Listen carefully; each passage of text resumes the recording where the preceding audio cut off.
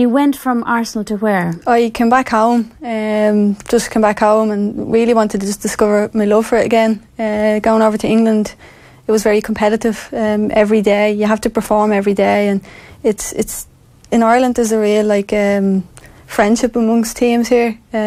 Over there it was different. It was very competitive, and I kind of started to get into a routine of just playing football. So when I came home again, I dusted the boots off, went back out with Raheny again, St Anne's Park, and just discovered a love for it. And then how did you end up at Durham? We played against, so with Raheny we were playing in a kind of cross-border competition up in Carrickfergus, and Durham I think had been asked to enter kind of last minute, and we played against them in a kind of just a friendly game, and afterwards the director of Durham came over to me and said, listen, would you fancy coming over and having a look, see what the facilities are like?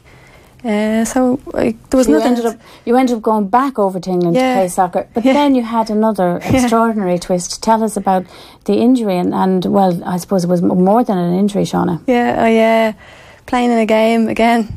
Wednesday seems to be the unlucky day for me. I think I should just avoid it. So I was playing in a game on a Wednesday, and I went up for a header and just didn't feel quite right. Came down after it and decided to carry on. And then about 3 days later, I just ended up collapsing.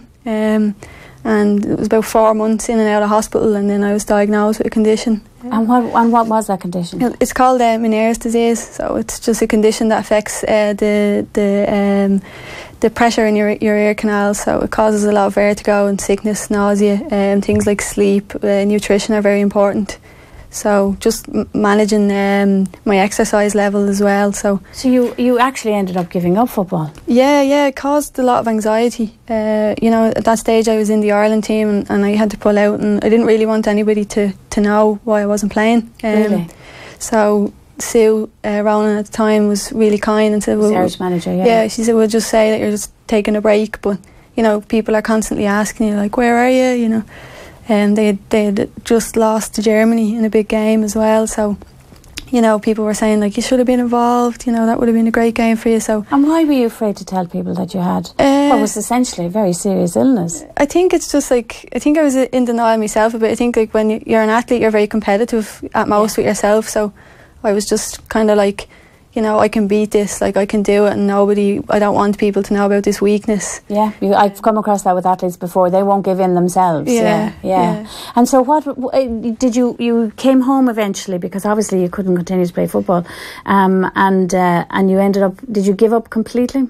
Yeah, like I came back and I tried to kind of play, but like, when I was over in Durham, my auntie unfortunately passed away quite suddenly, so just again sequence of events, came home, and I took a break. Then people were saying just come back and play, but I was like really suffering with anxiety, like I'd be sweating and just like it's not like me to kind of text saying like I can't make it tonight, sorry, and like my mum and dad started to notice it, like they just... So you were struggling mentally, Seana? Yeah, big time. And did you get help with it, or how did you overcome it? I kind of just broke down, to mum and dad, and they said, listen, just take a step back, like it's just a game, it'll always be there, you're still young, you've so much to offer. And I kind of went to see a counsellor, and Jamie Kearns, the doctor in the FAI, was fantastic at speaking to me, and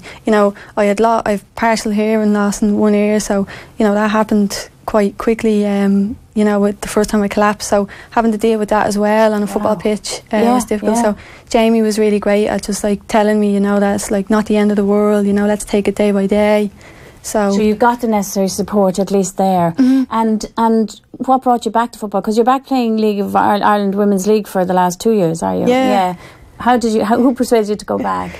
So the girls had merged with Shelbourne while I was out, and I'd always... Raheny and Shelbourne came together as Shelbourne, Yeah, and I always kind of followed the results and the games, and one of my best friends, Rachel Graham, was playing and still is, and she was just like, come back and just give us a dig out, they lost Katie and a few other players had moved on, and she said, listen, morale is low and we just need a moaner. We need someone to come in and moan. To moan at them or to moan with them? Moan at them. Every team needs a moaner. Yeah. So yeah, I said, listen, you know, I haven't played in 2 years. It's, you know, I'm going to need a lot of dusting off and oiling up before I go out. But I met with Owen Heary, who was actually now managing the Shelbourne men's. Was actually coaching the women, right. And I met with Owen and Mark. And I just really liked, like, they didn't kind of sell me something or tell me I was great, or, you know, they were like, listen, come in, train, we'll see how you get on. And they really challenged me. They were like, you know, you're a bit older now, the game's moved on, and let's see how you cope. And like Mark had said, like, you probably won't play much, but we'll see. And I ended up in the first season just playing every game, like every minute of every game. Right. But they didn't try and mollycoddle you. Yeah, it was like, you were coming in on our terms, which is interesting. Yeah, that's a good thing sometimes, isn't it?